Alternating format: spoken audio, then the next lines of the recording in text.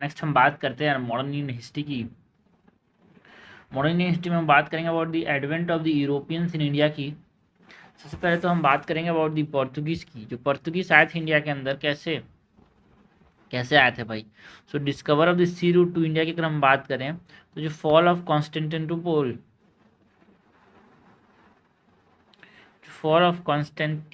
जो है 1453 में हुआ था। उसकी वजह से जो लैंड रूट था उसको कंट्रोल कर लिया किसने, अरब्स एंड ऑटोमन्स ने। ठीक है। सो जो प्रिंस हेनरी जो कि नेविगेटर के नाम से जाने जाते थे, इन्होंने एनकरेज किया कि सी एक्सप्लोरेशन करो यार, to bypass the Muslim control trade यार। सो ट्रीटी ऑफ टॉर्डेलिस यहाँ पे हमको देखने को मिला, है ना। ट्रीटी ऑफ टॉर्डेलिसियन और टॉर्डेलिशियस जो कि 1494 में हुआ, जिसने डिवाइड किया into non Muslim world between the Portugal that is east and Spain जो है वो वेस्ट को कंट्रोल करेंगे।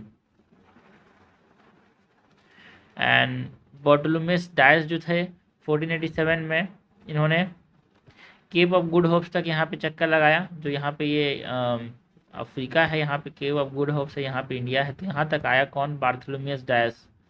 उसके बाद वास्को डी गामा जो थे 1498 में, इन्होंने कैलिकट तक पहुँचा with the help of Gujarati pilot that is Abdul Majid.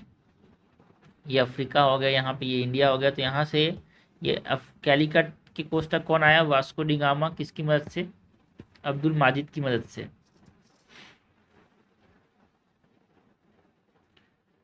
Next हम बात करें about the Portuguese establishment of the Portuguese power की। एस्टेब्लिशमेंट ऑफ पोर्तुगीज पावर में जो पेड्रो एल्वारेज कैब्रल थे, 1500 में इन्होंने सेटअप किया एक फैक्ट्री, कहाँ पे, कैलिकट में। बट इसको लोकल्स ने बाद में अटैक कर दिया,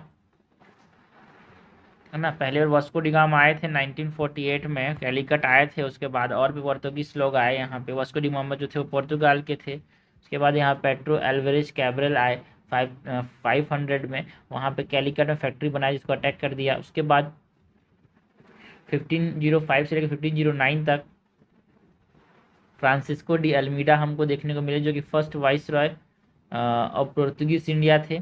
इन्होंने इंट्रोड्यूस किया ब्लू वाटर पॉलिसी। तो ब्लू वाटर पॉलिसी किसने इंट्रोड्यूस किया भाई, फ्रांसिस्को डी अल्मीडा ने। उसके बाद अल्फांजो डी अल्बा किक्यू आए, यानी जो अल्फांजो डी अल्बा किक्यू थे 1509 से 1515 तक इन्होंने यहाँ रूल किया। गोवा कैप्चर किया यहाँ पे 1510 में, इन्होंने गोवा कैप्चर कर लिया एंड वहाँ पे सती को एबॉलिश कर दिया एंड एनकरेज मिक्स्ड मैरिजेस। किसने, अल्फांसो दी अल्बा किक्यू ने। ये दो इंपॉर्टेंट है अभी तक। ठीक है। पहली फैक्ट्री ज़्यादा नहीं पूछा था, मैंने पूछा था फ्रांसिस्को डी अल्मीडा जो थे उन्होंने क्या इंट्रोड्यूस किया, ब्लू वाटर पॉलिसी। या फिर ऐसा पूछा था ब्लू वाटर पॉलिसी किसने इंट्रोड्यूस किया, फ्रांसिस्को डी अल्मीडा ने। तो पहले फर्स्ट वाइस रॉय जो था वो फ्रांसिस्को डी अल्मीडा था। उसके बाद कैप्चर किया गोवा को किसने, अल्फांसो डी अल्बा किक्यू ने। सती को एबोलिश कर दिया। नीनो दा कूना 1529 से 1537 तक इन्होंने रूल किया। इन्होंने कैपिटल जो था वो उसको शिफ्ट कर दिया, कोचीन, पहले कोचीन कैपिटल था उससे गोवा शिफ्ट कर दिया। एंड बसीन एंड दीव, है ना, को ले लिया भाई बहादुर शाह, गुजरात के बहादुर शाह से बसीन एंड दीव को ले लिया किसने, नीनो दा कूना ने। तभी तक तीन लोगों के बारे में याद रखना है भाई, blue water policy, Francisco de Almeida, उसके बाद captured Goa by Alfonso de Albuquerque. उसके बाद नीनो दा कूना ने क्या किया, शिफ्ट किया, कैप्चर किया, शिफ्ट किया जो कैपिटल है उसको कोचीन से गोवा, और कैप्चर किया या फिर लिया किसको, दामन एंड दीव को एंड बसिन। फैक्ट्री पहले सेटअप किसने किया, Pedro de Cabral, Cabral Calicut. 1 2 3 4 5 6, 1 2 3 4 5 6, सी से कैब्रल, डी से कैलिकट।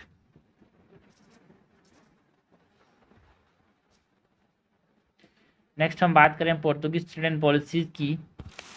तो पोर्तुगीज़ की मोनोपोली थी भाई, स्पाइसेस, टेक्सटाइल एंड हॉर्सेस का ट्रेड यही करेंगे। एक कार्टर सिस्टम इंट्रोड्यूस किया, जिसमें permit system for ships introduce किए इन्होंने। जो ट्रेडिंग पोस्ट से उसको फोर्टिफाई किया, किला बनाया, सब तरफ दीवार बनाया, लाइक गोवा, दमन, दीव, कोचीन, कन्नौर में देखने को मिलता है अपने को ये। नेवल सुप्रीमेसी की बात करते हैं तो डिफीटेड इजिप्शियन गुजरात, जो इजिप्शियन गुजरात फ्लीट है उसको यहाँ पे 1507 में इन्होंने हरा दिया।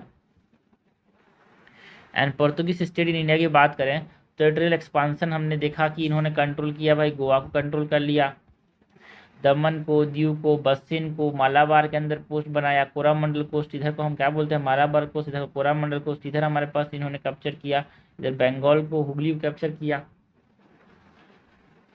एंड यूनियन पॉलिटिक्स पे भी यहाँ पे इन्होंने बहुत इन्फ्लुएंस किया, लाइक जो डेक्कन सुल्तान थे उसके साथ मिला भाई, मिल गए। मुगल्स, मराठाज इन पावर, ये स्ट्रगल करने लगे यहाँ पे, इसके स्ट्रगल में अपना मुँह घुसाने लग गए।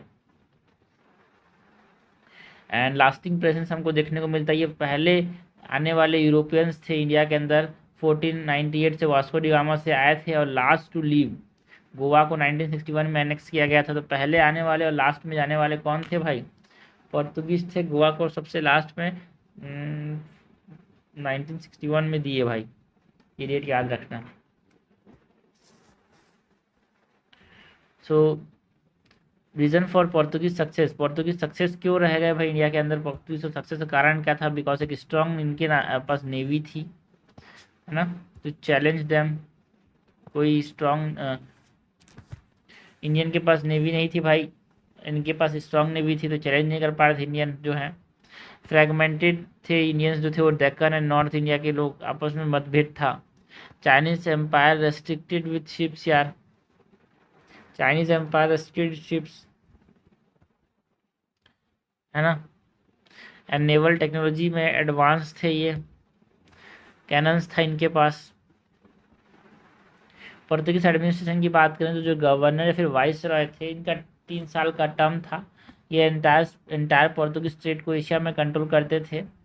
एंड वेडो डा फजेंडा ये मैनेज करते थे रिवेन्यू एंड फ्लीट डिस्पैच को। फोर्टेस का कैप्टन होते थे भाई, जो कि responsible for managing individual territories and strong hold from Africa to China. तो ये पूछा जाता है कि वेंडो डा फजेंडा ये क्या होता है। वेंडो डा फजेंडा जो है वो रिवेन्यू एंड फ्लीट डिस्पैच को मैनेज करते थे पोर्तुगीज एडमिनिस्ट्रेशन में। ना पोर्तुगीज पॉलिसीज़ की बात करें तो देखो भाई, ये बहुत ज़्यादा हॉस्टाइल थे toward the Muslims.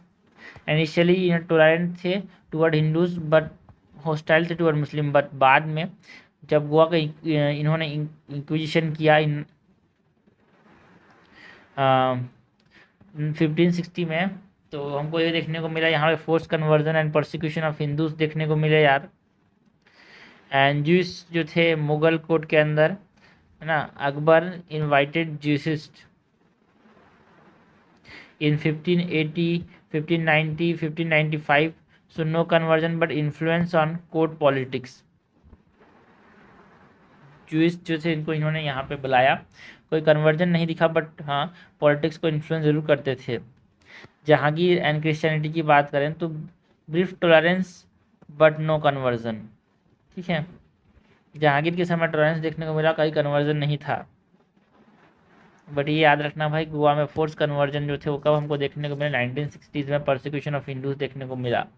Decline of Portuguese power की बात करें तो पॉलिटिकल एंड मिलिट्री चैलेंजेस जो हमको देखने को मिला, मतलब पोर्तुगीज़ को, तो कहाँ से इनको चैलेंजेस फेस करना पड़ा भाई, राइज ऑफ मराठास की वजह से, जिन्होंने सेल्सेट को, बेसिन को 1739 में कैप्चर कर लिया।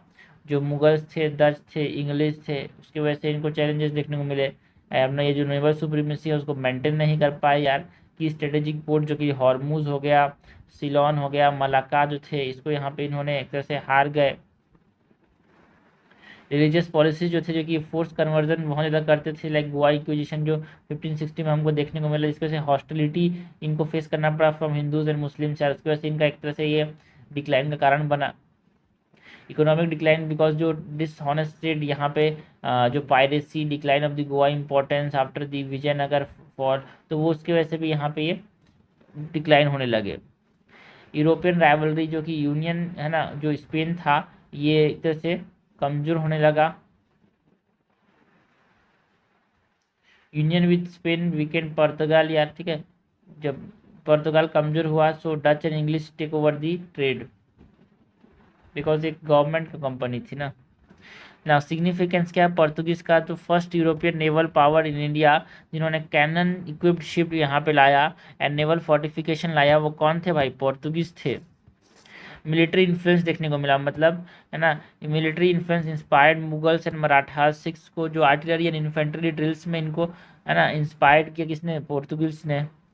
एंड शिप बिल्डिंग्स जो थे, इन्होंने मल्टी डेक्ड शिप यहाँ पे बिल्ड जो करते थे ये, उससे इंडियन शिप बिल्डर्स यहाँ पे इंस्पायर्ड हुए, अडॉप्ट किया इसको। कल्चरल इम्पैक्ट भी रहा, लाइक पोर्तुगीज जो मिशनरीज थे, they promoted what? Paintings, sculptures, architectures, like जो हमारे पास basilica of Bom Jesus in, है ना, basilica of Bom Jesus in Goa जो है वो किसने बनाया है? पोर्तुगाल ने बनाया है। Music, Goa became a filigree of work hub. And जो प्रिंटिंग प्रेस है वो इंट्रोड्यूस किया भाई 1556 में। तो दो चीज़ इंट्रोड्यूस की हमने देखा भाई, यहाँ प्रिंटिंग प्रेस एंड कार्टोग्राफी, मतलब मैपिंग जो है कोस्टल एरियाज को जो हेल्प कर किया इंडियन कोस्टल एरियाज को मैप करने में, वो इंट्रोड्यूस किसने किया? Portuguese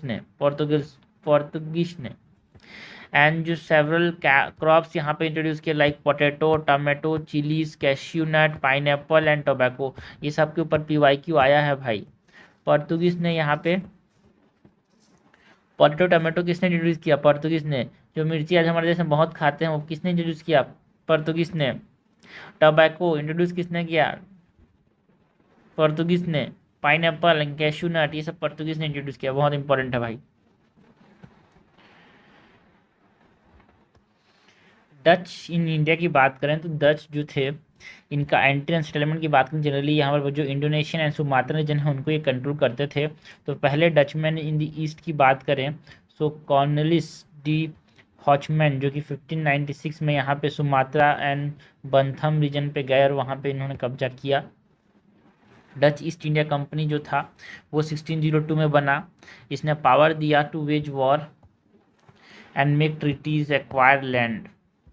first factory in India जो डच का बनाया था वो कब बनाया था? 1605 में मसूलीपट्टनम में। फर्स्ट फैक्ट्री जो था वो पोर्तुगीज ने कालीकट में बनाया था। फर्स्ट फैक्ट्री डच ने मसूलीपट्टनम में बनाया था, Andhra Pradesh. Other Dutch factories की बात करें तो इन्होंने पुलिकट के अंदर बनाया था, सूरत में बनाया था फैक्ट्री, किंसूरा, पटना, कोचीन, ठीक है। इन्होंने अपने फैक्ट्रीज बनाए थे, ट्रेडिंग पोस्ट बनाए थे। ट्रेड ये किस चीज़ को करते थे? Indigo, textile, silk, saltpetre, opium and rice. And Anglo Dutch rivalry की बात करें तो इंग्लिश एंड डच लोग की राइवलरी की बात करें सो एम्बोयना मसकर की बात करते हैं, जहाँ पे डच ने 10 इंग्लिश मैन को मार दिया एंड 9 जापानीज को मार दिया, जिसकी वजह से राइवलरी और बढ़ गया 1623 में। तो 1667 में ट्रीटी देखने को मिला, मतलब ब्रिटिश ने लेफ्ट किया इंडोनेशिया को एंड डच ने विड्रॉ किया from India. And main Dutch focus जो था वो स्पाइस ट्रेड एंड इंडोनेशिया पे स्पाइस ट्रेड पे था, इनका कोई रूल करने का कोई फोकस नहीं था भाई। Decline of Dutch in India की बात करें तो जो एंग्लो डच वॉर था जो कि 1672 से 74 तक चला, जहाँ पे इंग्लिश ने रिटेलिएट किया against the Dutch trade attack. जी यहाँ पे अटैक किया था ना भाई,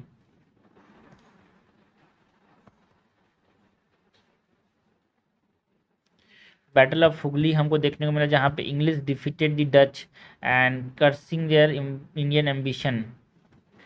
Dutch shifted the focus and इन्होंने इंडोनेशिया पे प्रायोरिटाइज करना चालू कर दिया इंडिया से, ठीक है। तो ट्रीटी ऑफ हुगली में डच और इंग्लिश के बीच में था, जिसमें इंग्लिश जो थे वो जीत गए, डच जो थे हार गए। इसकी वजह से यहाँ पे इंडिया में इंडिया को इन्होंने इंग्लिश ने रूल किया, और जो इंडोनेशियन रीजन है वहाँ इंग्लिश विड्रॉ किया, वहाँ पे डच ने रूल किया। नेक्स्ट हम बात करते हैं ब्रिटिश इंडिया की। सो ब्रिटिश इंडिया के अंदर formation of English east India company की अगर हम बात करें, formation of English east India company, तो क्वीन एलिजाबेथ वन ने एक चार्टर इशू किया 1600 में, जहाँ पर एक्सक्लूसिव ट्रेड राइट दिया गया ईस्ट इंडिया कंपनी को फॉर 15 ईयर्स। एंड राइवलरी देखने को मिला विद पोर्तुगीज एंड डच यार, तो फोकस जो था वो इंडिया की तरफ शिफ्ट हुआ for textile and commodities. Early British settlements की बात करें तो जो कैप्टन हॉकिंस थे 1609 में fail to establish a factory at Surat, ठीक है, सूरत में फैक्ट्री बनाना चाहते थे बट वो फेल कर गए। Then captain Thomas Best defeated Portuguese and secured the factory at Surat, ठीक है, फिर पहली बार फैक्ट्री किसने बनाया ना, थॉमस बेस्ट ने। फिर थॉमस रो, ये इंपॉर्टेंट है भाई, थॉमस रो ने क्या किया, secured privileges for settling of factories in Agra, Ahmedabad and Bharuch. Madras की बात करें तो 1639 में फोर्ट सेंट जॉर्ज एक मेजर इंग्लिश सेटलमेंट बनाया गया साउथ में, ठीक है, एक है सेंट जॉर्ज और एक है फोर्ट विलियम, ठीक है। फोर्ट विलियम कहाँ पे है, कोलकाता में, तो लोग कंफ्यूज होते हैं सेंट जॉर्ज साउथ में है कि फोर्ट विलियम। देखो भाई जॉर्ज जो है, फोर्ट विलियम और सेंट जॉर्ज एस से, सेंट एस से साउथ, जी साउथ में ही गोवा है। सो सेंट जॉर्ज जो है वो कहाँ पे है,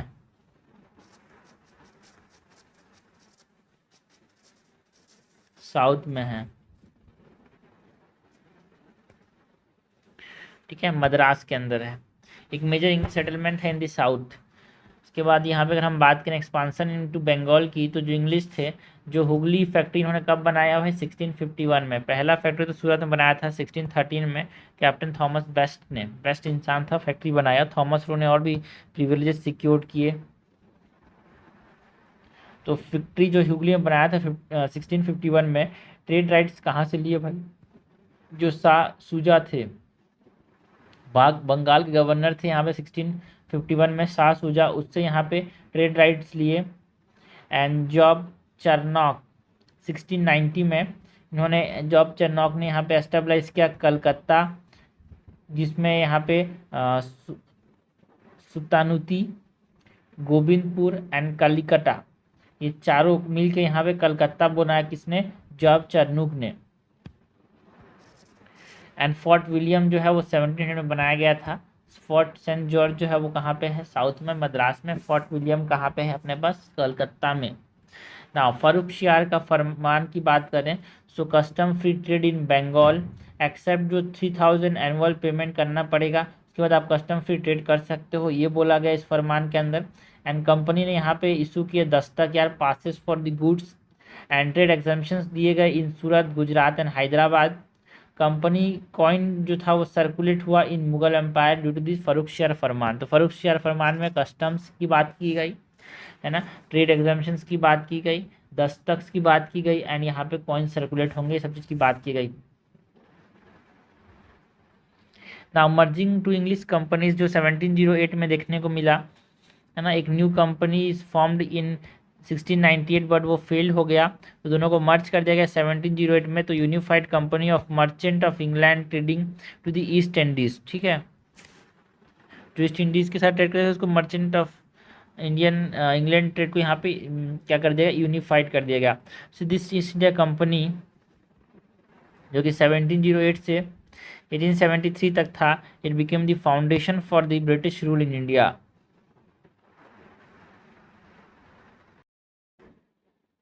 फ्रेंच इन इंडिया में सबसे पहले तो फाउंडेशन ऑफ फ्रेंच सेंटर्स की बात करें तो जो फ्रेंच ईस्ट इंडिया कंपनी था 1664 में आया है ना, जो कि कॉलबर्ट के द्वारा फाउंड किया गया, जो कि मिनिस्टर थे लुइस यहाँ पे 14 के,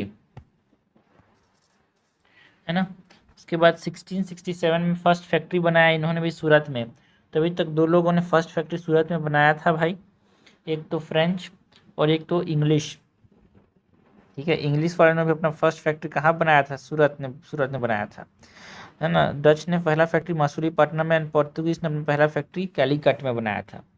and the factory eight Masulipatnam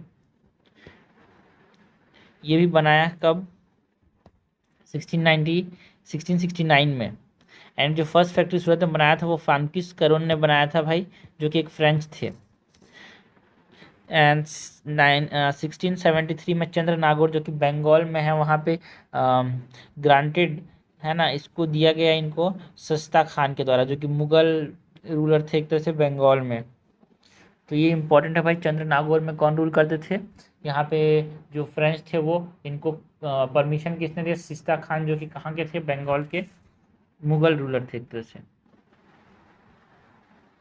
early setbacks की बात करें तो देखो भाई 1688 में जो वॉर हुआ between the Dutch and the French, जिसकी वजह से डच ने कैप्चर कर लिया पौडुचेरी को 1693 में।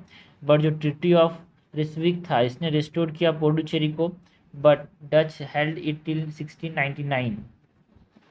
फिर वॉर ऑफ स्पेनिश सक्सेशन देखने को मिला यार 1701 से लेकर 1714 तक, जहाँ पे जो फ्रेंच थे उनको यहाँ पे सूरत को छोड़ना पड़ा, मछलीपट्टनम एंड बंथम को छोड़ना पड़ा। एंड 1706 में जो डेथ था फ्रांकोइस मार्टिन का, इसकी वजह से फ्रेंच पोजीशन जो था वीक हो गया ना। Puducherry which is the nerve centre French power, तो इसमें शेर खान लोदी जो कि बीजापुर गवर्नर थे, इन्होंने ग्रांट किया land for Puducherry. Francois Martin ने डेवलप किया पुडुचेरी इज है ना as a strong French strong hold के तौर पे फ्रांकोइस मार्टिन ने यहाँ पे डेवलप किया 1674 में। अदर सेटलमेंट्स इनकी बात करें तो कराईकल, माहे, बालासोर, काजिम बाजार, ये सब यहाँ पे पुडुचेरी के यहाँ पे इम्पोर्टेंट नर्व सेंटर्स थे। पुडुचेरी इम्पोर्टेंट नर्व सेंटर था।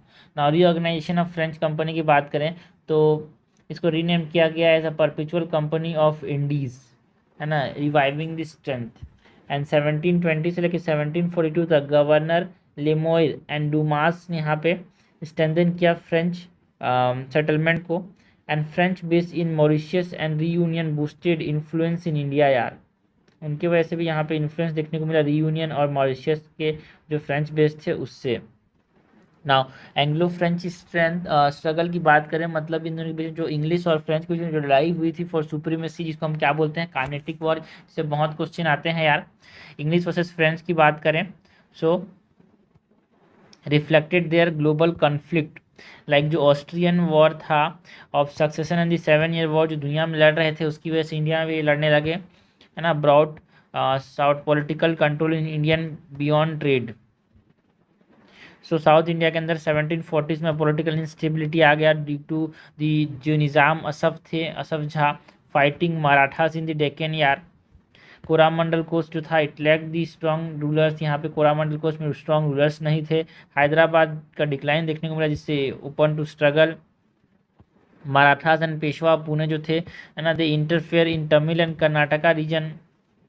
तो उसकी वजह से यहाँ पे कर्नाटिक वॉर्स देखने को मिला 1746 से लेके 1763 तक।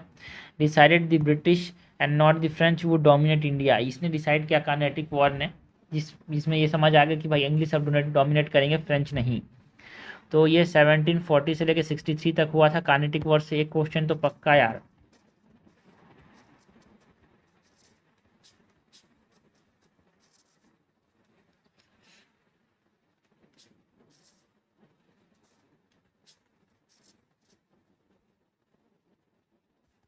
तो फर्स्ट कार्नेटिक वॉर की बात करें तो फर्स्ट कार्नेटिक वॉर जो है 1740 से लेके 1748 तक 8 साल हुआ, है ना, आडियार के अंदर, जहाँ पे किसका किसके बीच में हुआ, जोसेफ फ्रांकोइस डुप्लेक्स, जो कि फ्रेंच का बहुत इंपॉर्टेंट आदमी था, सब लड़ाई में इसका बहुत इंपॉर्टेंट रोल है।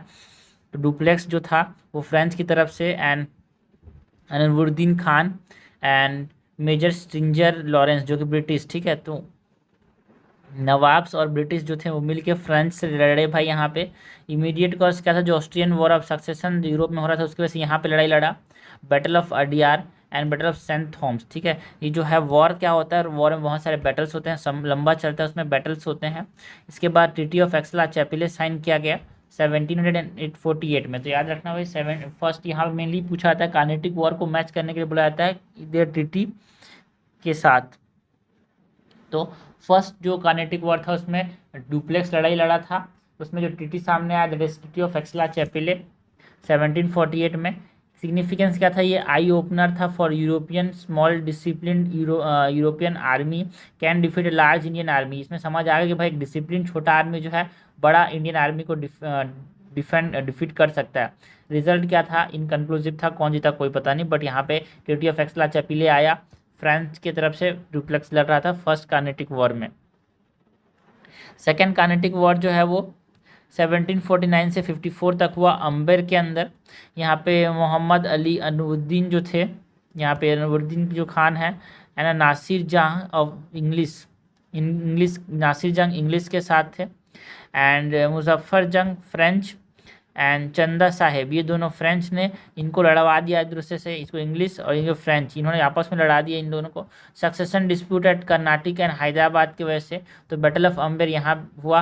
And siege of Arcot is related to what, second Carnatic war. यहाँ पे ट्रीटी ऑफ पोंडिचेरी साइन हुआ यार, ये ट्रीटीज इंपॉर्टेंट है। फर्स्ट कार्नेटिक वॉर में एक्सलाचैपिले, सेकेंड कार्नेटिक वॉर में यहाँ पे ट्रीटी ऑफ पोंडिचेरी। एंड इससे ये समझ आ गया कि जो became evident that the continence of Indian authority was no longer necessity for European success, कि इंडियन अथॉरिटी की मर्जी आपको चाहिए, इसकी ज़रूरत नहीं है अगर आप यूरोपियंस को सक्सेस पाना है तो इसमें क्या हुआ, इंग्लिश के पास एक एज आया ओवर फ्रेंच यार सेकेंड कार्नेटिक वॉर से। थर्ड कार्नेटिक वॉर में क्या हुआ, जो कि हमको वंडवाशी में देखने को मिला है ना, 1758 से लेकर 1763 तक। इसमें कोड डी लैली जो कि फ्रेंच की तरफ से, एंड सर आयरी कूड ब्रिटिश की तरफ से इन्होंने लड़ाई लड़ी। ये 7 ईयर वॉर जो था यूरोप में उसका एक सक्सेशन, तो फर्स्ट जो था is the cause of Austrian war succession, and third जो था उसका इमीडिएट कॉज था 7 ईयर वॉर।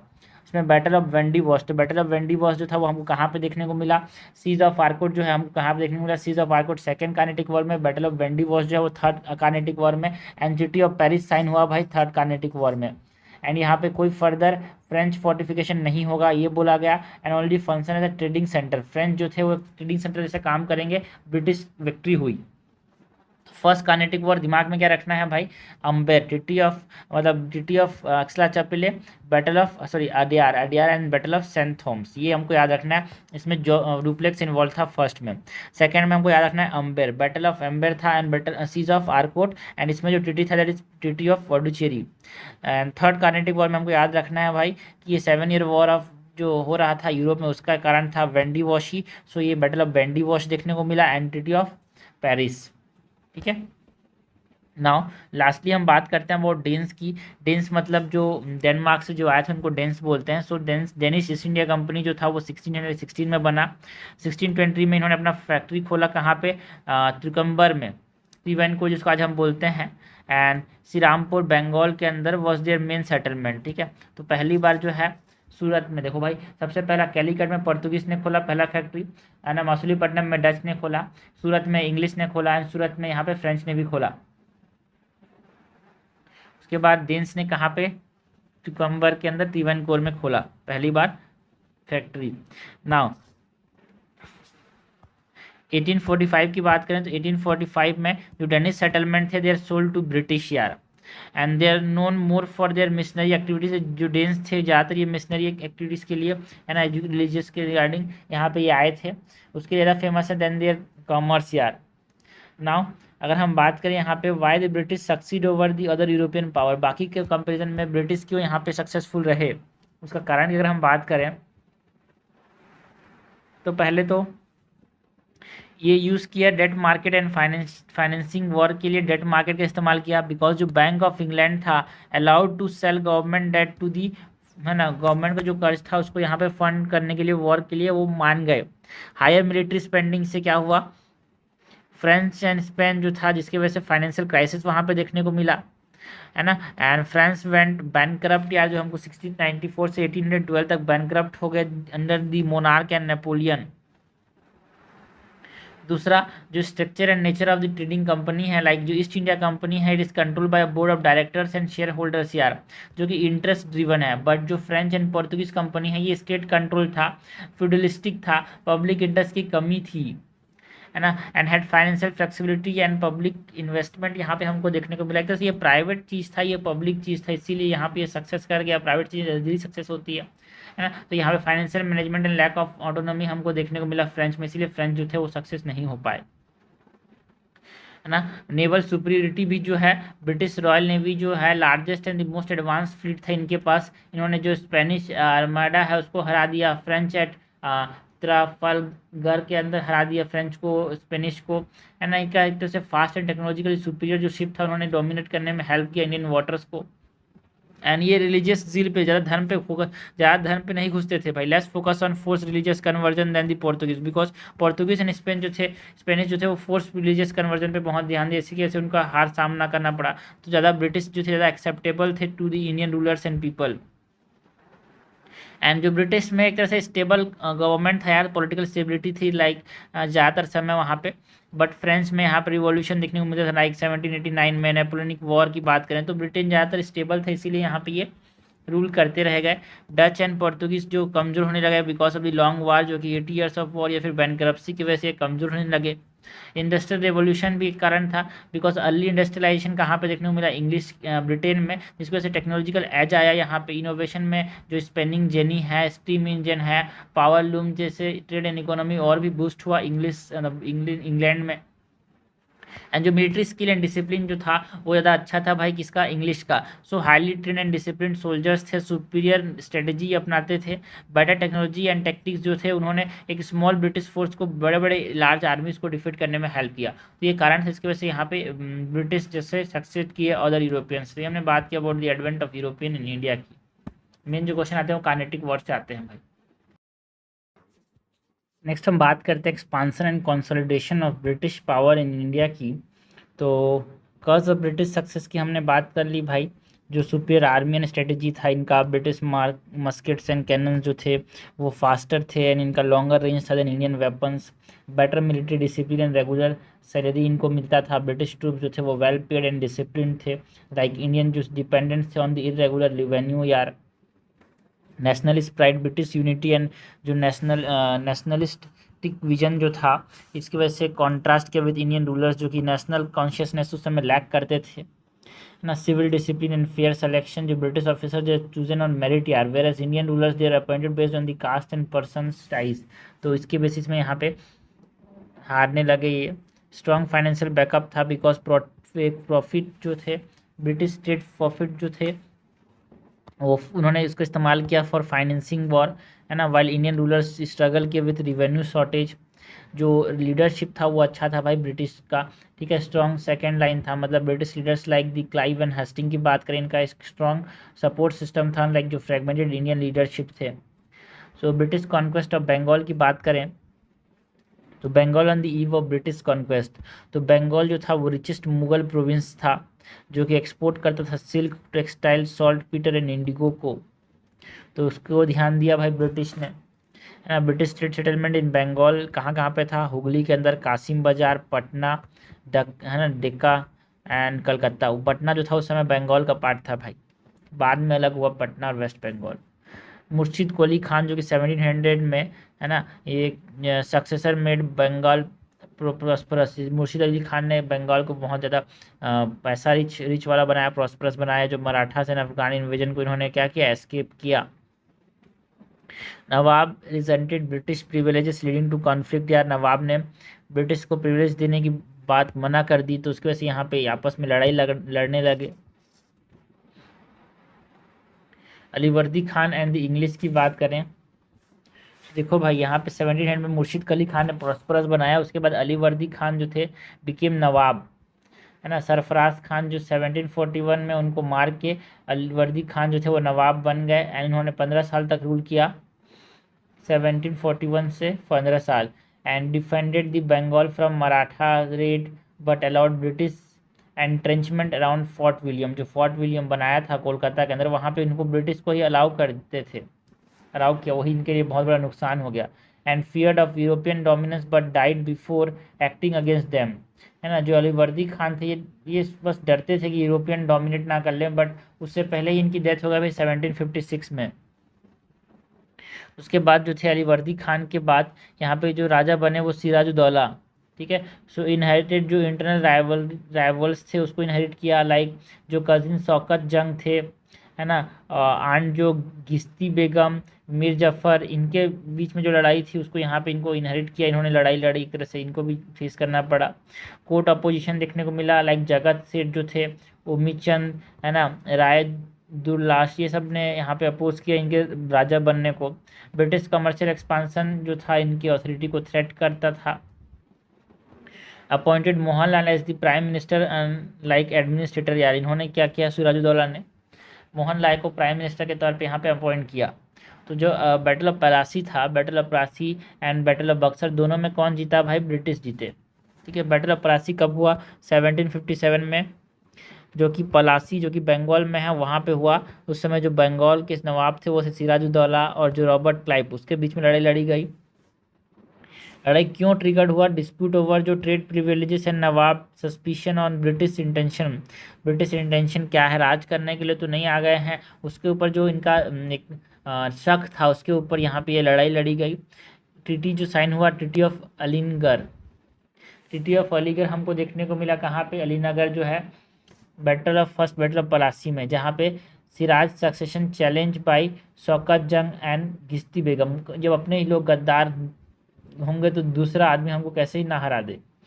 कोर्ट फैंक्शनलिज्म हमको देखने को मिला। फरमान ऑफ 1717 जो था वो मिसयूज ऑफ दस्तक हुआ, है ना। Fortification of Saint William, Fort Saint William जो है, फोर्ट विलियम बोलते हैं भाई, सेंट जॉर्ज है, फोर्ट विलियम है, इसका फोर्टिफिकेशन देखने को मिला। फर्स्ट बैटल ऑफ पलासी में treaty of Alinagar. Now battle of Buxar जो कि 1764 में हुआ, कहाँ पे हुआ, बक्सर जो कि कहाँ पे, बिहार में। यहाँ पे मीर काजिम जो कि उस समय नवाब ऑफ बंगाल थे, है ना, सिराजुद्दौला नवाब ऑफ अवध जो थे, एंड शाह आलम वन जो कि मुगल एम्पर थे, उसके बीच में Hector Munro and Robert Munro, इन तीनों के साथ मिल के लड़ाई लड़ी। किसने, इन दोनों ने। Mir Qasim attempt to challenge British dominance and reclaim authority, यार कोशिश किया मीर काजिम ने वापस से कब्जा करने के, उसकी वजह से यहाँ पे बैटल हुआ। एंड यहाँ पे जो ट्रीटी साइन हुई थी, treaty of Allahabad one, Sirajuddaulah के बीच में, एंड है ना, इंग्लिश और सिराजुद्दौला के बीच में, and treaty of Allahabad two जो कि ब्रिटिश और दी शाह आलम टू के बीच में हुआ। दस्तक का अब्यूज़ देखने को मिला, हैवी कैजुअलिटीज ऑन दोनों साइड में, बहुत लोग मरे यार। And firmly establish the British as a master of Bengal, Bihar and Orissa. ठीक है, ट्रीटी ऑफ इलाहाबाद वन जो था वो Sirajuddaulah and English, and treaty of Allahabad two Shah Alam two जो कि उस समय बंगाल रूलर थे एंड ब्रिटिश। नेक्स्ट हम एंग्लो मैसूर वार की बात करें तो ये 1767 से लेकर 99 तक। ठीक है, 1757 में क्या हो गया, बैटल ऑफ पलासी हो गया, 1764 में बैटल ऑफ बक्सर हो गया। उसके बाद एंग्लो मैसूर वॉर, एंग्लो मतलब इंग्लिश और मैसूर के बीच में जो लड़ाई हुई मैसूर में, ठीक है, उसको हमने एंग्लो मैसूर वॉर नाम दिया। तो फर्स्ट एंग्लो मैसूर वॉर जो कि कहाँ पे हुआ, मैसूर के बॉर्डर में। ठीक है, 1767 to 69। ये कौन कौन इन्वॉल्व थे, हैदर अली जो कि किंग ऑफ मैसूर थे, है ना, उन्होंने लड़ाई लड़ी with Joseph Smith, colonel Brooke and Madhav Rao के साथ। यहाँ पे इसके साथ जो थे, इंग्लिश के साथ जो थे, मराठा भी मिल चुके थे। अगर हमारे लोग गद्दार निकलेंगे तो कैसे हम राज कर पाएंगे यार, इसीलिए गद्दारों के बीच अपना एक वफादार होना चाहिए। So battle of Chengam, Tiruvannamalai, siege of Ambur देखने को मिला, battle of Hosakote and treaty of Madras यहाँ पे साइन हुआ यार। फर्स्ट यहाँ पे भी मैच द कॉलम आता है, फर्स्ट एंग्लो मैसूर वॉर में ट्रीटी ऑफ मद्रास साइन हुआ, है ना, सीज ऑफ अंबूर देखने को मिला। इसमें इंपॉर्टेंट ये था कि हैदर अली का जो फ्रेंडशिप था विच फ्रेंच, उसने बहुत ज़्यादा मदद किया यार, है ना। मैसूर बॉर्डर डिस्प्यूट देखने को मिला, है ना, इसमें हैदर अली का जो एज था भाई इंग्लिश के ऊपर, ठीक है। And between Madras government and Nawab of Karnataka, यहाँ पे एक इम्पॉर्टेंट डिटेल है। सेकेंड, यहाँ पे मेन याद रखना वॉर जो है इसका ट्रीटी कौन सा है, सेकेंड एंग्लो मैसूर वॉर में जो कि आरकट में हुआ था, कर्नाटक एरिया, 1780 से 84 के बीच में। इसमें हैदर अली एंड टीपू सुल्तान दोनों थे, आयरी कुट एंड हेक्टर मुनरो यहाँ पे इसमें भी लड़ाई लड़े थे भाई, कहाँ पे, हेक्टर मुनरो ने बैटल ऑफ बक्सर में भी पार्टिसिपेट किया था एंड यहाँ पे सेकेंड एंग्लो मैसूर वार में भी पार्टिसिपेट किया था।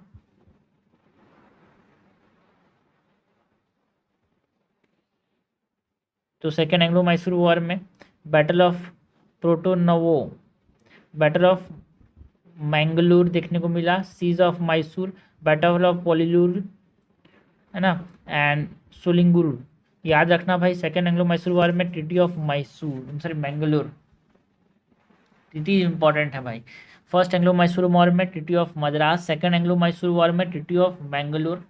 इसमें कैप्चर कर लिया, capture of Mahe by English and Maratha निज़ाम जो थे वो साइडेड विथ इंग्लिश यार। तो हैदर अली 1782 में मर गए, इनकी वजह से नहीं मरा बट इनके मरने के बाद से एक तरह से, बिकॉज इनके साथ मिले हुए थे इंग्लिश और निज़ाम और मराठा से एक साथ हो गए थे, मैसूर खिलाफ लड़ाई लड़ रहे थे, अपने ही लोग धोखेबाज थे एंड ग्राउंड स्ट्रगल देखने को मिला। थर्ड एंग्लो मैसूर वॉर में बालाबार कोस्ट में हुआ ये 1790 से 92। यहाँ पे टीपू सुल्तान लड़े किसके साथ, कॉर्नवालिस एंड विलियम मेडाउस के साथ। यहाँ पे battle of Tellicherry and treaty of Srirangapatnam हमको देखने को मिला, टी से टी याद रखना। Third Anglo Mysore war is related to treaty of Srirangapatnam and Tellicherry, battle of Tellicherry, T. Third Anglo Mysore war treaty of Srirangapatnam, है ना, ST से याद रख लेना, and treaty of Tellicherry, battle of Tellicherry. Tipu attack किस पे किया, ट्रिवेनकोर पे, lost his son and half of his territory यार, दो सन को एक तरह से प्रिजनर्स के तौर पे रख लिया, इंग्लिश जीत गए यहाँ पे। अभी तक जो थे फर्स्ट एंड सेकंड में कोई वो नहीं था, एक स्ट्रगल था, पहले में तो हैदर अली का एज था बट थर्ड में जो थे इंग्लिश जीत गए। फोर्थ एंग्लो मैसूर वॉर में यहाँ पे श्रीरंगपट्टनम में हुआ जो कि इस समय कैपिटल था मैसूर का 1799 में। बैटल ऑफ श्रीरंगपट्टनम जो है वो हमको देखने को मिला and siege of Srirangapatnam. Battle of Srirangapatnam जो था वो फोर्थ एंग्लो मैसूर वॉर में हुआ था। ट्रीटी ऑफ श्रीरंगपट्टनम जो साइन हुआ था वो थर्ड एंग्लो मैसूर वॉर में साइन हुआ था एंड ट्रीटी ऑफ त्रिचेरी जो है, ट्रीटी ऑफ त्रिचेरी जो है वो थर्ड एंग्लो मैसूर वॉर में हमको देखने को मिला। Napoleon plan to invade India and Tipu negotiation हमको देखने को मिला, Tipu was killed and Mysore lost independence, यहाँ भी इंग्लिश जीत गए। Third and fourth Anglo Mysore war में कौन जीता भाई, इंग्लिश। नाउ अब इंग्लिश और मैसूर के बीच में लड़ाई देख ली हमने, है ना, अब इंग्लिश और मराठा के बीच में लड़ाई देखते हैं यार। 1775 से लेके 1818 तक लड़ाई लड़ी। तो फर्स्ट एंग्लो मराठा वॉर जो है कि हमको 1775 से 82 तक देखने को मिला, जहाँ पे हास्टिंग,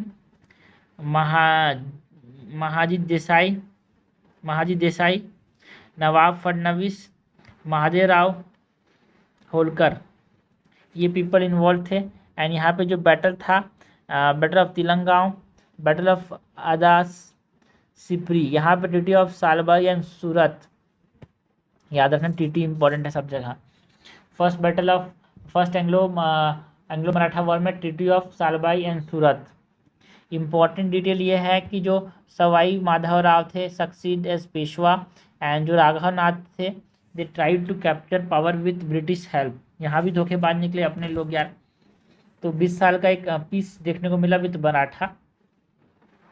नाउ उसके बाद 20 साल हो जाने के बाद सेकेंड एंग्लो मराठा वॉर में वेलेस्ली, दौलत सिंधिया, यशवंत राव होलकर एंड रघोजी टू भोसले, इन्होंने लड़ाई लड़ी यार सेकेंड एंग्लो मराठा वॉर। यहाँ पे ट्रीटी ऑफ बसेन देखने को मिला, ठीक है, treaty of Bassein in the second Anglo Maratha war. First में treaty of Surat and Salbai. So 20 second letter यार, सो याद रखना। Holkar attack on Peshwa separate, है ना, कि जो सेकेंड एंग्लो मराठा वॉर है उसमें क्या हुआ, जो होलकर का जो अटैक था ऑन पेशवा वो हमको देखने को मिला। Separate treaties were signed with Scindias, Bhosle and Holkar यार, है ना, apart from Maratha confederacy. English का एज था भाई यहाँ पे मराठा के ऊपर सेकेंड एंग्लो मराठा वॉर में। थर्ड एंग्लो मराठा वॉर की बात करें तो ये होलकर 3 एंड हास्टिंग के बीच में 1817 से 18 के बीच में हुआ, बापू गोखले। यहाँ पे battle of Mahidpur, battle of Khadki, Sitabuldi, Koregaon. Main important है treaty of Poona and Gwalior and Mandsaur, treaty of Poona, Gwalior and Mandsaur, जो कि हमको कहाँ पे देखने को मिला, थर्ड एंग्लो मराठा वॉर में, है ना। यहाँ पे ब्रिटिश जीत गए यार, है ना। War began as a campaign against the Phadnavis, जो सॉरी जो पिंडारीज थे उसके अगेंस्ट एक तरह से कैंपेन के तौर पे यहाँ पे स्टार्ट हुआ। इरेगुलर मराठा फोर्स जो थे, है ना, वे decisively defeated. So first Anglo Maratha war में हमने देखा ट्रीटी ऑफ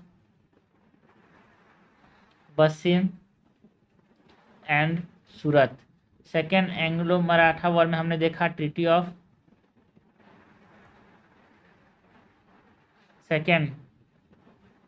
फर्स्ट में हमने treaty of Salbai and Surat की बात की।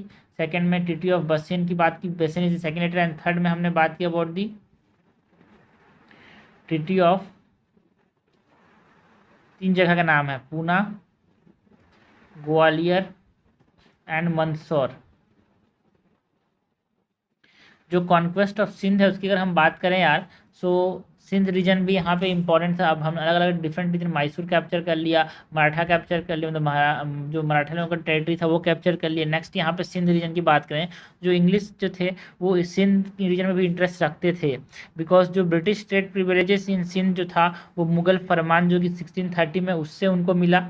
एंड इंग्लिश फैक्ट्री एस्टेब्लाइज्ड इन था जो कि 1758 में बनाया गया, है ना, बट वो 1775 में क्लोज कर दिया गया बाय सरफराज खान। थाट जो है वो सिंध रीजन में है, ठीक है। ब्रिटिश ने धीरे धीरे यहाँ पे असेंडेंस किया, धीरे धीरे कब्जा करना चालू किया यार। British feared of French influence and aim to counter it. Treaty of eternal friendship जो 1807 में हुआ, जिसकी वजह से जो आमिर को एक्सक्लूड किया गया, फ्रेंच को, मतलब फ्रेंच को एक्सक्लूड कर दिया आमिर ने, है ना, एंड एक्सचेंज किया एजेंट्स। तो ट्रीटी ऑफ इटर्नल फ्रेंडशिप को हमको समझना है। फिर 1832 में treaty allowed British traders access to Sindh but restricted warship यार, ठीक है, आप एक्सेस कर सकते हो बट लड़ाई नहीं लड़ सकते।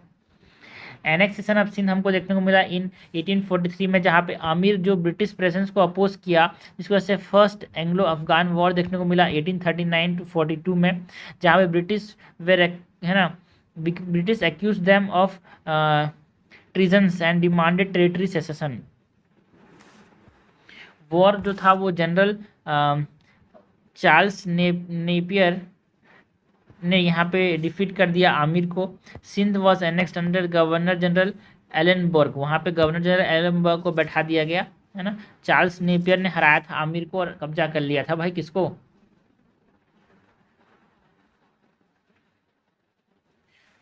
सिंध को। क्रिटिसिज्म छोड़ो, पहले तो हम यहाँ पर तारापुर आमिर के यहाँ पे राइज देखने को मिला, बिकॉज अब कब्जा कर लिए। तो तालपुरास जो कि एक बालूच ट्राइब है, ओवरथ्रू कर दिए कालर, है ना, कोलस को। उसके बाद 1784 में यहाँ पे पावर में आए मीर फतेह अली खान एंड इसके ब्रदर जो थे 4 यार, जिसको हम बोलते थे, ये रूल करते थे सिंध को एंड एक्सपांड करने की कोशिश की अपने टेरिटरी को। बट जो लॉर्ड ऑकलैंड थे एंड ब्रिटिश कंट्रोल की बात करें तो यहाँ पे भी हमारे पास 1783 में Sindh made a British protectorate via a treaty. 1839 में Amir forced into subsidiary alliance यार, ना, सब्सिडरी अलायंस में फोर्स कर दिया गया, जहाँ पे ब्रिटिश ट्रूप को रखना पड़ता था एट शिकारपुर। क्रिटिसिज्म ये था जो एनेक्सेशन था ना यार, it is based on false pretext, जो है ना गलत कारणों पे आपने एनेक्स किया यहाँ पे किसको, सिंध को, ये हमको समझ आया। एंड ब्रिटिश ने यहाँ पे रिवेंज लेने की कोशिश की, sought for revenge for Afghans, but वो फेल रह गए। एंड जो एलिपस्टोन थे like a bully beaten in the street, है ना, going home to beat his wife, है ना, हार गए आदमी स्ट्रीट में और फिर जाके अपने बीवी को मार रहा है, ऐसा बोला कि भाई तुम हार। क्योंकि देखो अफगान्स को तो यूएस वाले हरा नहीं पाए, तो अब ये उस समय कि मुगल्स क्या हराएंगे, कोशिश की बट हार गए। नेक्स्ट एंग्लो सिख वॉर की बात करते हैं, अंग्रेज और पंजाबियों के बीच, सिख के बीच। सो बैकग्राउंड क्या है, pre first Anglo Mysore war के पहले क्या हुआ, जो रंजीत सिंह थे 1780 से 1839 तक इन्होंने रूल किया। इन्होंने पंजाब को यूनिफाइड किया एंड साइन किया treaty of Amritsar with British, है ना, एंड एक्सपांडेड वेस्ट वर्ड यार, ठीक है। ट्रीटी ऑफ अमृतसर किसने साइन किया, रंजीत सिंह एंड ब्रिटिश ने। रंजीत सिंह का जब डेथ हो गया इन 1839, पॉलिटिकल इंस्टेबिलिटी आया भाई पंजाब में, है ना, वीक सक्सेसर्स थे, इसकी वजह से कोर्ट फैक्शंस यहाँ पे आपस में मतभेद देखने को मिला। तो फर्स्ट एंग्लो सिख वॉर जो कि 1849 से 46 के बीच में हुआ, उसका कारण क्या था, anarchy in Lahore after Ranjit Singh death, so British annexation of Gwalior and Sindh, जिसकी वजह से सिख कंसर्न जो थे वो बढ़ने लगे कि हमारा भी कब्जा कर न ले, बिकॉज यहाँ पे सिंध में इसने ट्रीटी ऑफ सब्सिडी अलायंस रख दिया था भाई, सब्सिडी अलायंस लगा लिया था, ब्रिटिश के ट्रूप्स यहाँ रख दिए थे, यहाँ भी रख दिए थे। तो जैसे ही सिख को कंसर्न था कि सिख हमको भी कब्जा ना कर ले, तो सिख आर्मी ने क्रॉस किया सतलज को, giving British a pretext for war. ठीक है, कोर्स ऑफ वॉर की बात करें तो Sikh defeated at Mudki, Sikh defeats at Mudki, Firoz Shah, Buddewal, Aliwal, Sobraon. ठीक है, सो लाहौर जो है वो कब्जे में आ गया इन 1846, किसके?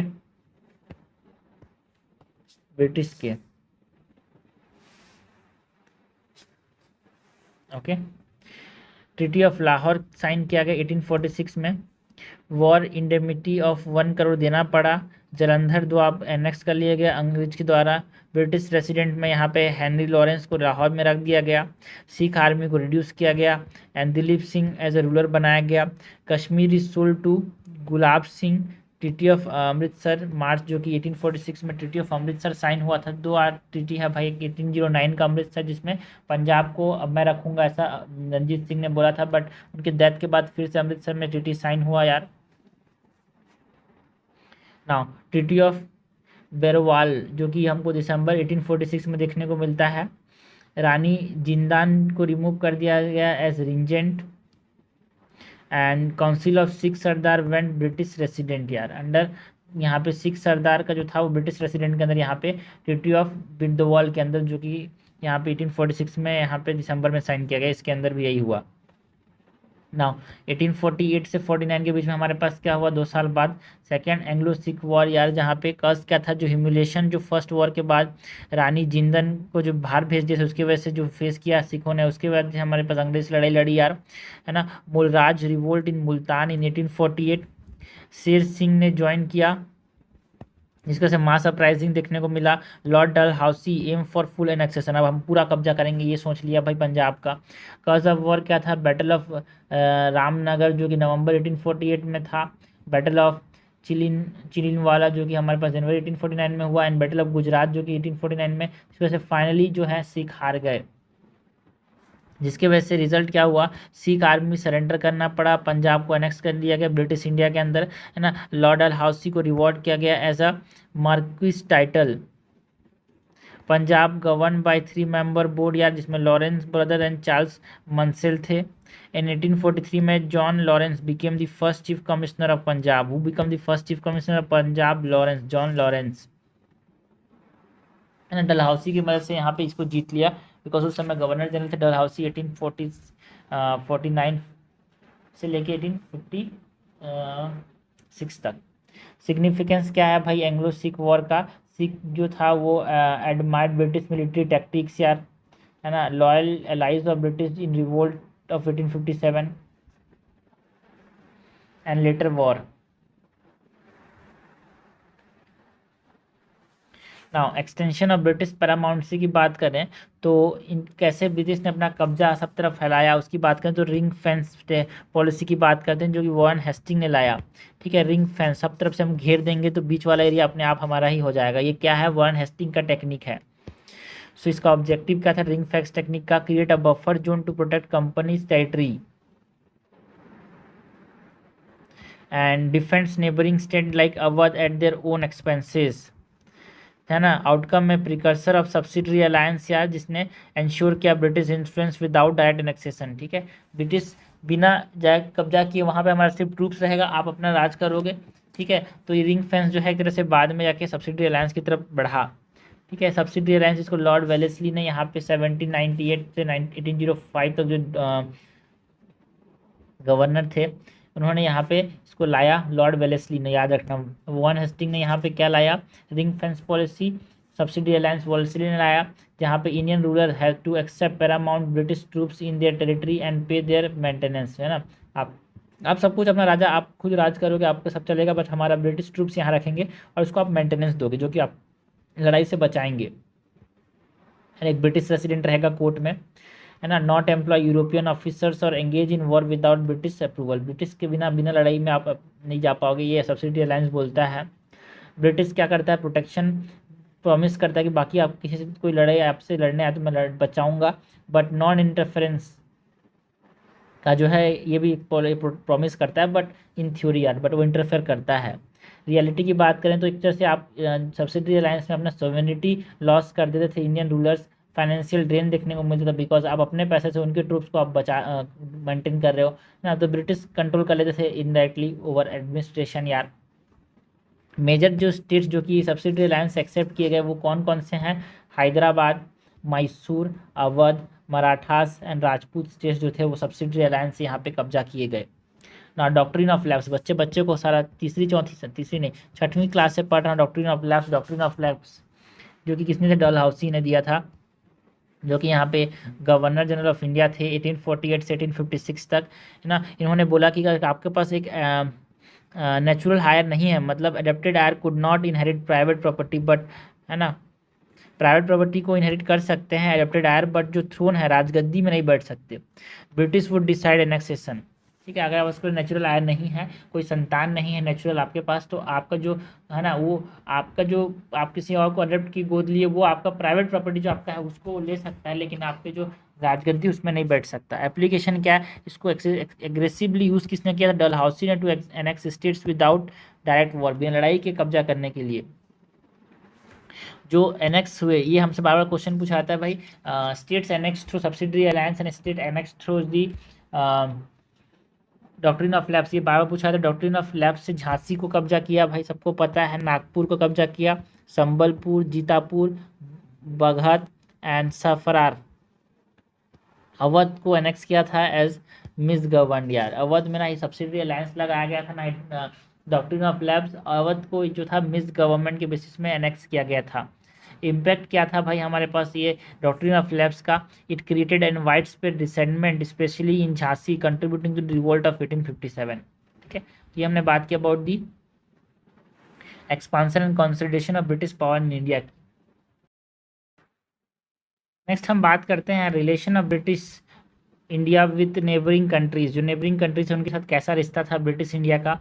तो एंग्लो भूटानिस रिलेशन, इंग्लिश और जो भूटान के लोग थे उनका कैसा रिलेशन था? तो British faced frequent Bhutanese raids in Assam and Bengal यार।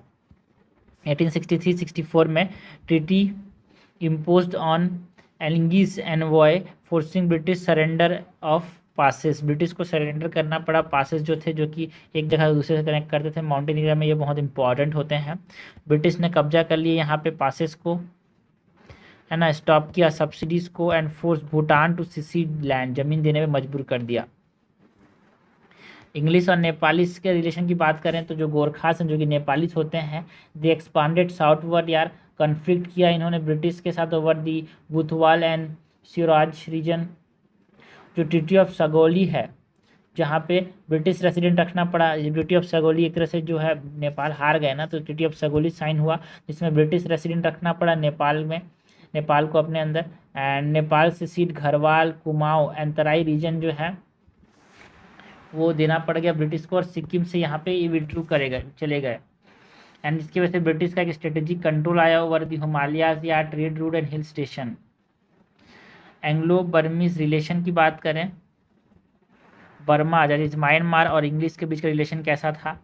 तो ब्रिटिश साउथ बर्मीज टिम्बर, जो उनकी जो लकड़ियां हैं उसको बहुत ज़रूरत था, उनका ट्रेड करते थे उसका, leading to 3 Anglo Burmese war, जिसकी वजह से 3 लड़ाई हुआ भाई भूटान और मतलब बर्मा और इंग्लिश का। फर्स्ट एंग्लो बर्मा वॉर में ट्रीटी ऑफ यदम्बो साइन हुआ भाई, जहाँ पे बर्मा सिचुएटेड जो अरकान एंड जो तेनासरीम जो रीजन था उसको देना पड़ गया, एंड इन्होंने छोड़ दिया असम एंड मणिपुर रीजन को एक्सेप्ट कर लिया ब्रिटिश रेसिडेंट को। सेकेंड एंग्लो बर्मा वॉर में क्या हुआ? ब्रिटिश जो थे उन्होंने पेगू का कब्जा कर लिया, कंट्रोल ले लिया over the Burma, lower Burma. Third Burma war में किंग थिम्बाऊ थे वो उसको हटा दिया गया, and upper Burma is annexed into British India. कब्जा किया था बट बाद में फिर छोड़ दिया। नाउ इंग्लिश और तिब्बत का रिलेशन कैसा था? सो ब्रिटिश जो थे वो रशियन इन्फ्लुएंस से बहुत ज़्यादा डरते थे, है ना। कर्जन ने एक तरह से यंग्स बैंड एक्सपीडिशन भेजा था 1904 में, and treaty of Lhasa sign हुआ भाई तिब्बत के और ब्रिटिश के बीच में, जहाँ पे Tibet paid indefinitely Chumbi valley occupied कर लिया गया। है ना, ट्रेड मार्केट को ओपन किया गया at the Yatung, Gyantse and Gartok. Tibet not to grant rail और road concession to any foreign powers, किसी और को आप रेड या फिर रोड कंसेशन, है ना, रेड या फिर रोड कंसेशन नहीं दोगे हमारे अलावा। ठीक है, तो ये हमने बात की अबाउट दी भूटान के साथ रिलेशन, सिक्किम के साथ रिलेशन, नेपाल के साथ रिलेशन, म्यांमार के साथ रिलेशन, तिब्बत के साथ रिलेशन की इंग्लिश का। नेक्स्ट हम एंग्लो अफगान रिलेशन की बात करें। देखो भाई, अफगान को तो आज तक कोई हरा नहीं पाया भाई, अंग्रेज नहीं हरा पाए, ना इंग्लैंड हरा पाया, ना ही रशिया हरा पाया। तो एंग्लो अफगान रिलेशन की बात करें तो ब्रिटिश जो थे वो रशियन एडवांसेस से डरते थे, अगर अफगानिस्तान में कब्जा कर ले तो हमारे पास दिक्कत हो जाएगा। सो first Anglo Afghan war and second Anglo Afghan war देखने को मिला। फर्स्ट एंग्लो अफगान वॉर जो था वो 1839 से 42 में देखने को मिला, जहाँ पे ब्रिटिश ने इंस्टॉल किया Shah Shuja, but he was unpopular यार। तो ब्रिटिश जो थे वो विड्रॉ हो गए आफ्टर हैवी लॉस, है ना। तो दोस्त मोहद जो थे वो रिस्टोर कर दिया गया। Second Anglo Afghan war, first में तो हार गए English, British impose treaty of Gandamak, British resident रखा गया काबुल में, Amir to follow British advice on foreign affairs यार। पॉपुलर रिवेलन जो था उसके वजह से ब्रिटिश को वापस से आना पड़ा, अब्दुल रहमान बिकम दी अमीर। फिर 1921 में अफगानिस्तान गेन फुल इंडिपेंडेंस। देखो भाई, हमसे पहले अफगानिस्तान ने इंडिपेंडेंस ले लिया। तो British India and north west frontier province की बात करें, तो जो नॉर्थ वेस्ट फ्रंटियर प्रोविंस है जो कि सिंध के बाहर वाला, एक्सपांसन की बात करें तो कॉन्क्विस्ट ऑफ सिंध, जो अंग्रेजों ने यहाँ पे 1843 में सिंध को कब्जा कर लिया, पंजाब को 1849 में एनेक्स कर लिया, brought British into a contract with Baluch and Pathan tribe, उनके साथ एक कॉन्ट्रैक्ट किया इन्होंने, दुरन लाइन बनाया 1893 में, दुरन लाइन जिसने डिफाइन किया boundary between British India and Afghanistan. तो याद रखना भाई, दुरन लाइन जो है AD, Afghanistan is related to Durand line, है ना। Amir got some district and increase subsidy यार। ट्राइबल अपराइजिंग देखने को मिला, है ना, ये हमको देखने को मिला, एग्रीमेंट्स के होते हुए भी यहाँ पे ट्राइबल अपराइजिंग होते थे। ब्रिटिश जो थे गैरिसन जो थे वो सेटअप किए गए चिट्रल मालकन पास के अंदर।